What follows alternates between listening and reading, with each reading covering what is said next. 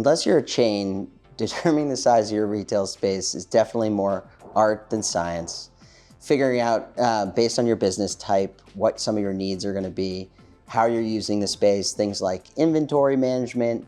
If you're a retailer, things like bike shops may need additional storage where they're putting repaired bikes.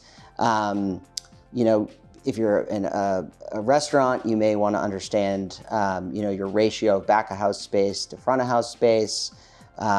Things like customer flow and queuing become really important when you're talking about a restaurant. Depending on the type of restaurant you are, whether you're a fast casual or a sit down, that's going to determine a lot about how you're using space. And then just thinking about things like future growth plans, like can I grow into this space, or am I at max capacity to start with? And again, you're relying somewhat on some of the professionals you're bringing into this who have experience, whether it's design professionals, contractors, other folks that are relevant to your industry, but definitely more art than science. And spending a lot of time thinking about how you're using the space is pretty key to determining the size of the space that was going to work for you.